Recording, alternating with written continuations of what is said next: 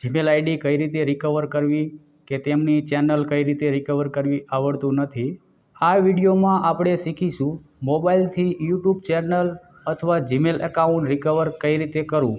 તો વિડીયોને અંત સુધી જોતા રહેજો। અને ઘણા બધા રિકવર કરે છે પણ ઘણા બધા ભૂલ પણ કરે છે, તે માટે એમની યુટ્યુબ ચેનલ અથવા ગૂગલ એકાઉન્ટ રિકવર થતું નથી। તો આ વિડીયોમાં ભૂલ કઈ જગ્યાએ કરે છે તે પણ હું કહીશ। હવે મિત્રો મેં આ બાજુ મોબાઈલ સ્ક્રીન લગાવી દીધી છે। હવે આપણે સ્ટેપ બાય સ્ટેપ મોબાઈલથી કરીશું। ગૂગલ સાઇન ઇન, તો તમારે અહીંયા તમે જોઈ શકો છો, અહીંયા ઈમેલ ઓર ફોન અહીંયા લખેલું હોય છે ફોરગેટ ઈમેલ। તો આપણે ઈમેલ ભૂલી ગયા છીએ, આપણે ઈમેલને મેળવવાનો છે, ગૂગલ એકાઉન્ટ ઈમેલ। તો આપણે ફોરગેટ ઈમેલ ઉપર ટચ કરશું। Find your email, enter you phone number or recovery email. તો આ પ્રકારનું ઉપર લખેલું હશે અને તમે જોઈ શકો છો અહીંયા લખેલું આવશે તમારે ફોન નંબર ઓર ઈમેલ। તો આપણે ઈમેલ ભૂલી ગયા છીએ, મોબાઈલ નંબરથી આપણે ઈમેલ રિકવર કરશું। તો અહીંયા તો આપણો મોબાઈલ નંબર પહેલાં નાખી દેવાનો છે। મેં મારો મોબાઈલ નંબર નાખી દીધો છે અને હવે હું નેક્સ્ટ ઉપર ટિક કરી લઈશ। What you name, enter this name on your Google account. અહીંયા તમે જોઈ શકો છો ફર્સ્ટ નેમ, પછી અહીંયા સરનેમ। તો ઘણા બધા લોકો ભૂલ ક્યાં કરે છે તો અહીંયા કરે છે। તો તેમને તો યુટ્યુબ ચેનલ છે બરાબર, એટલે કે યુટ્યુબ ચેનલનું નામ અહીંયા નાખી દે છે ફર્સ્ટમાં અને સરનેમમાં।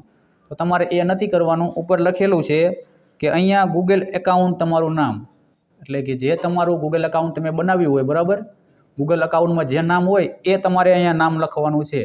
તમારે યુટ્યુબ ચેનલનું નામ અહીંયા નથી નાખવાનું, તમારું ગૂગલ એકાઉન્ટનું જે નામ છે એ નામ તમારે અહીંયા નાખવાનું છે। તો હું ફટાફટ મારું ગૂગલ એકાઉન્ટનું જે નામ છે તે હું અહીંયા નાખી દઉં છું।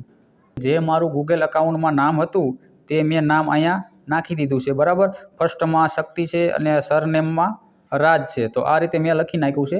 તમારે જે રીતે આવતું હોય એ રીતે તમારે નામ લખી નાખવાનું છે। પછી તમારે અહીંયા નેક્સ્ટ લખ્યું છે, અહીંયા આગળ તમારે દબાવી દેવાનું છે, એટલે કે ટિક કરી દેવાનું છે।